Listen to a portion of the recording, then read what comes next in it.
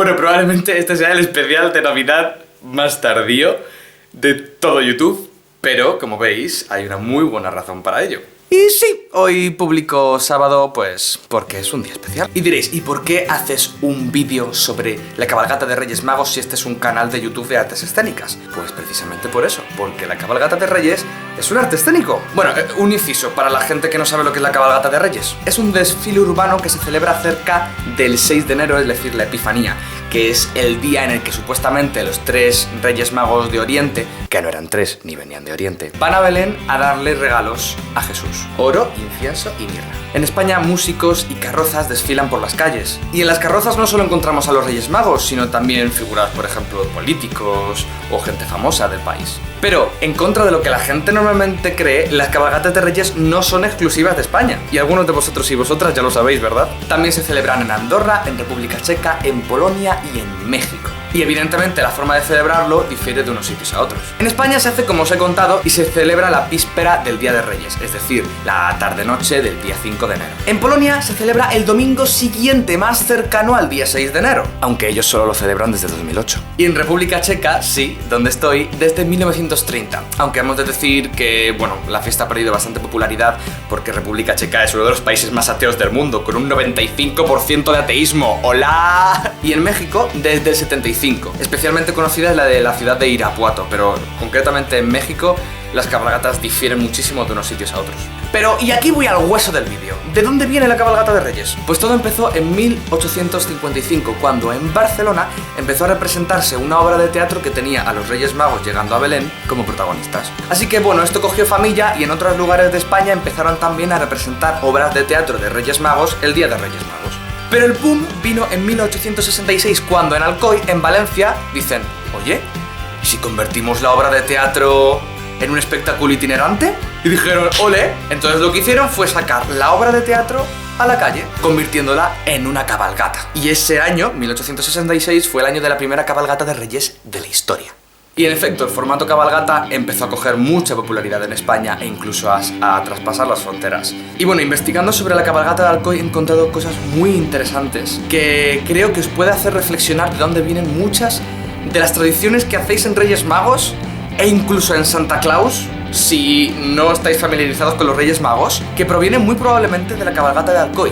Porque, amigos, la cabalgata de Alcoy aún se organiza en 3 actos. ¿Y qué tiene que ver esto con lo que os acabo de decir? Pues fijaos. El primer acto es el llamado Los Pastoretes, que se celebra el primer domingo o el primer día festivo antes de la fecha de los Reyes Magos, en el que niños y niñas disfrazados de pastores y pastoras, seguidos de sus rebaños, empiezan a lanzar caramelos a los otros niños.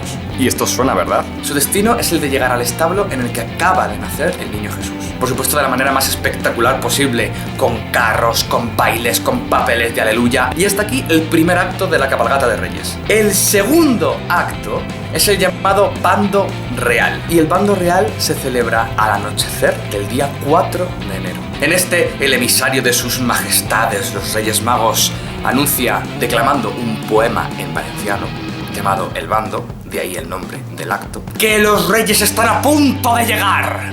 Hablen. Y al final salen unos burros vestidos con buzones de correo. ¿Y sabéis para qué son los buzones? Para que los niños metan sus cartas con los deseos que le piden al niño Jesús. Y sí, digo niño Jesús, y esto le puede resultar extraño a algunas personas, porque en general en España se escribe la carta a los Reyes Magos, no se la escribe a Jesús. Pero en República Checa aún le siguen pidiendo los deseos en general a Ježíčku, que es Jesucito, traducido literalmente. ¿Y sabéis qué dicen? Que si no pones la carta en un buzón de uno de los burritos en Alcoy, ese año te quedas sin regalo de Reyes. Ya tenemos más de la mitad de la obra. Tenemos el nacimiento de Jesús, el que van a llegar los Reyes Magos. ¿Y qué es lo que falta? Pues que lleguen los Reyes Magos. Y ese es el tercer acto, que es el acto en el que están basadas todas las demás cabalgatas del mundo, dado que en el resto de ciudades del mundo los 2 primeros actos se han perdido. Y bueno, es cuando llegan los Reyes Magos con la cabalgata, con fuegos artificiales, los bailarines, la música, en fin, lo que es la gran llegada, ¿no? El clímax final de la obra. Tenemos la introducción, el nudo y ¡pum! En forma de luces, de música, de confeti, de Reyes Magos, de carrozas, de caramelos y de regalos. De verdad, yo después de hacer este vídeo entiendo mucho mejor por qué es la cabalgata. Y me da mucha rabia que se hayan perdido los 2 primeros actos. Es como, yo qué sé, es como cuando te hacen spoiler de una peli, ¿sabes? ¿Vosotros qué pensáis? Y hasta aquí el vídeo de hoy. Pero no os vayáis, porque tengo que hacer un anuncio importante. Veréis, hay una cosa que no cuento mucho, aunque sí hablo mucho de esto en Twitter, en Instagram y en los comentarios que ponéis en YouTube, pero no es algo en lo que pongo énfasis, que es el teatro contemporáneo. Y curiosamente, el teatro contemporáneo está tendiendo mucho al ritual. Eso del teatro como un espacio de encuentro entre seres humanos, ¿no? Que al final es lo que es el teatro, un poco en origen. Pero claro, evidentemente no vamos a hacer teatro como hacían los griegos, tenemos que inventar nuevas formas.